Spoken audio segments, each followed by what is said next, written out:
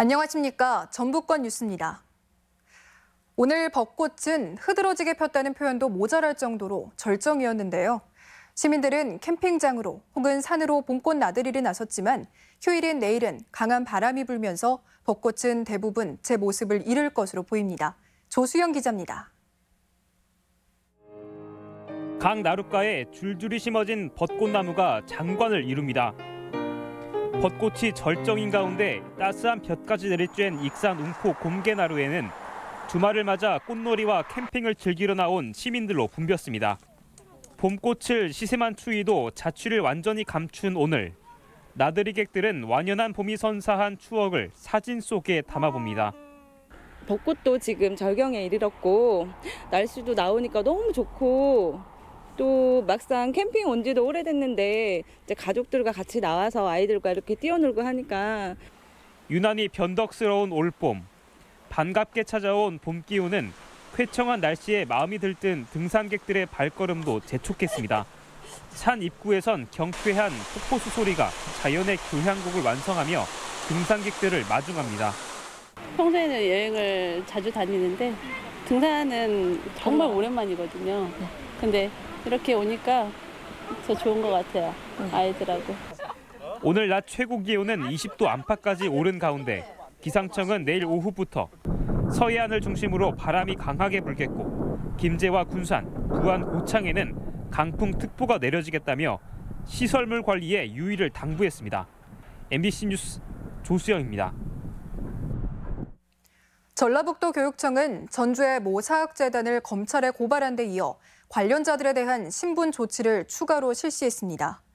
도교육청은 이사장과 교직원 등 10여 명을 검찰에 고발했고 이 가운데 명예퇴직 예정인 교직원에 대해서는 검찰 수사가 마무리될 때까지 명퇴 승인을 유보했습니다.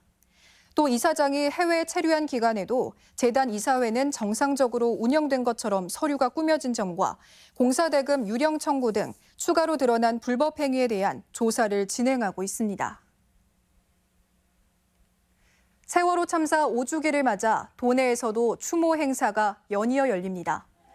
세월호 추모 전북조직위원회는 내일 오후 1시 전주 동학농민기념관 앞에서 예술인 추모 공연을, 오는 16일 저녁 7시에는 전주 풍남문 광장에서 기억과 다짐의 날 행사를 열어 시민들과 함께 참사를 기억하는 자리를 만들겠다고 밝혔습니다. 또 추모 주간 동안 세월호 증거자료 조작 의혹과 관련해 유족들이 추진 중인 특별수사단 설치 국민청원에 대한 시민 참여도 독려할 예정입니다.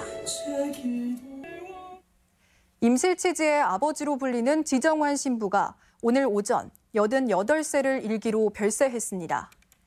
벨기에에서 태어난 고인은 1960년부터 천주교 전주교구 신부로 활동하며 국내 치즈 산업을 육성하는 데 크게 기여했고 지난 2016년에는 공로를 인정받아 한국 국적을 취득했습니다.